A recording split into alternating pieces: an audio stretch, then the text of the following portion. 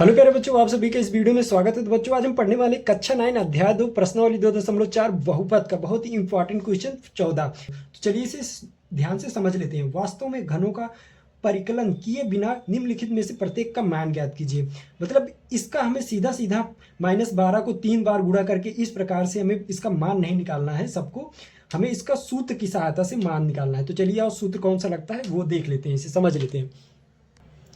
तो आपको बच्चों ये क्वेश्चन दिया गया है, तो इसमें समझना है हमें क्या कौन सा फार्मूला लगेगा, सूत्र लगेगा। जब बच्चों हमारा आप जानते होंगे x plus y plus z equal to 0 होता है, तो हमारा किसके बराबर हो जाता है, x cube plus y cube plus z cube equal to 3xy z. ये हमने प्रूव किया है अपने क्वेश्चन 13 में।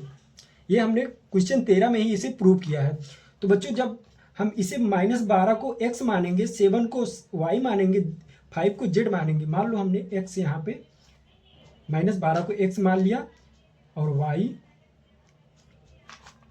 7 को 7 मान लिया और z 5 को मान लिया। ठीक है, अब हम x plus y plus z को जोड़ेंगे।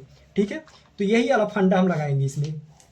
x plus y plus z को हम जोड़ देंगे, तो तीनों को हम जोड़ दे रहे हैं। तो क्या हो जाएगा हमारा, x plus y plus z equal to क्या हो जाएगा, -12 है ये, फिर ये क्या है 7 है प्लस 5 है।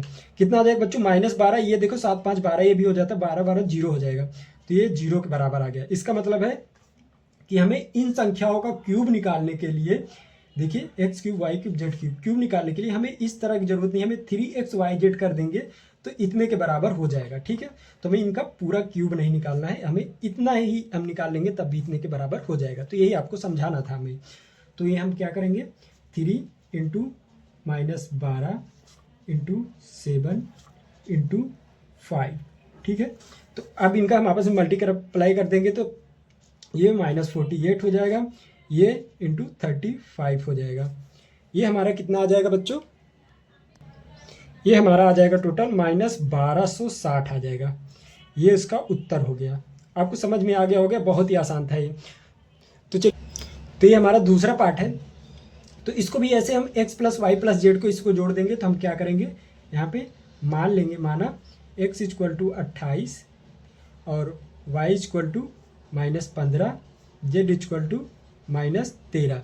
ठीक है, हमने इसको इतना मान लिया है। तो x plus y plus z कर देंगे। अब क्या देखेंगे, 0 के बराबर आ रहा है, तो हमारा 28 -15 -13, ये 15 -13 क्या हो जाएंगे, -28 हो जाएंगे।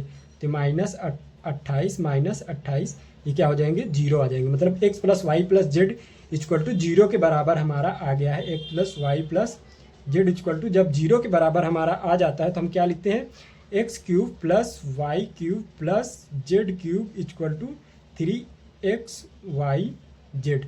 मतलब कि इन तीनों का अगर हम क्यूब कर देंगे, x cube y cube z cube, मतलब 28 का क्यूब कर देंगे, -15 का क्यूब कर देंगे, -13 का क्यूब कर देंगे, जो कि हमारा ऊपर है क्यूब, तो इतने के बराबर आ जाएगा। तो इसका मतलब हम यही निकाल लेते हैं, इसको निकालने की ज़रूरत ही नहीं है, क्योंकि ये इतने के बराबर इतना है ही ऑलरेडी। तो हम 3 क्या करेंगे, 28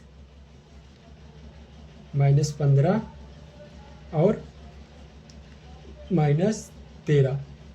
ठीक है, तो ये हमारा आ जाएगा, इन दोनों का आपस में मल्टीप्लाई करेंगे तो 84 आ जाएगा और गुणे 195 आ जाएगा, क्योंकि माइनस का गुणा होगा तो प्लस हो जाएगा और 15 13 का गुणा होगा तो 195 आ जाएगा। तो ये टोटल हमारा आ जाएगा 16380। तो ये उत्तर आ गया हमारा। ठीक है, तो यहाँ पे क्वेश्चन कंप्लीट हो गया।